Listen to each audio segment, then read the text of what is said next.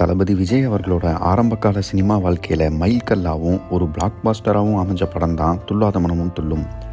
அறிமுக இயக்குனர் எழில் டைரக்ஷனில் வெளியாகி 200 நாட்களை கடந்து ஓடின இந்த படம் தளபதி விஜய்க்காக எழுதப்பட்ட கதையே இல்லைன்னு எத்தனை பேர்த்துக்கு தெரியும். ஆக்சுவலாக துள்ளாத மனமும் துள்ளும் படம் உலக புகழ்பெற்ற நகைச்சுவை நாயகன் சார்லி சாப்ளின் அவர்களோட சிட்டி லைட்ஸுங்கிற படத்தோட இன்ஸ்பிரேஷனில் எடுக்கப்பட்ட ஒரு படம்.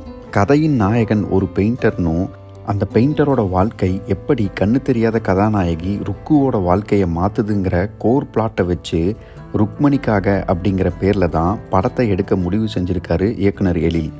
ஒரிஜினலாக தான் எடுக்க நினச்ச படத்தில் இயக்குனர் எழில் கதையின் நாயகனாக முடிவு செஞ்சு வச்சுருந்தது நம்ம வைகை புயல் வடிவேலு அவர்களை தான்.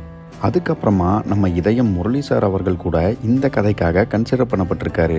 ஒரு கட்டத்தில் அப்போ வளர்ந்து வர கமர்ஷியல் ஹீரோவான இளைய தளபதி விஜய்க்கு இந்த கதையை அடாப்ட் பண்ண முடிவு செஞ்ச இயக்குனர் எழில் சிட்டி லைட்ஸ் படத்தோட எமோஷ்னல் கோரை மட்டும் அப்படியே வச்சுட்டு துள்ளாத மனமும் துள்ளும் படத்தை ஒரு கமர்ஷியல் படமாக எடுத்து அதை ஒரு பிளாக் பஸ்டர் படமாகவும் மாற்றினார்.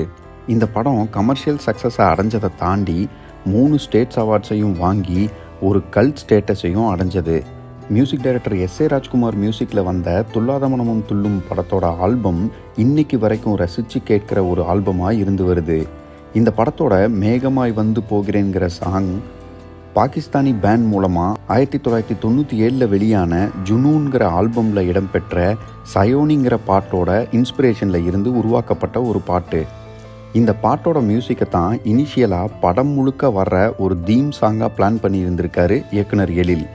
ஆனால் அந்த காலகட்டத்தில் மியூசிக் டைரக்டர் தேவா அவர்கள் இசையில் வெளியான சலோமியா பாட்டுமே இதே இசையை தழுவி வந்திருந்ததுனால துள்ளாத மனமும் துள்ளும் படத்தோட தீம் சாங்கை இன்னிசை பாடி வருங்கிற பாட்டாக கம்போஸ் பண்ணியிருப்பார் மியூசிக் டைரக்டர் எஸ்.ஏ. ராஜ்குமார்.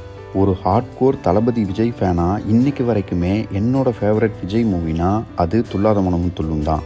உங்களுக்கு துள்ளாத மனமும் துள்ளும் படத்தில் எந்த சீன் அண்ட் சாங் பிடிக்கும்னு கமெண்ட்டில் சொல்லுங்கள்.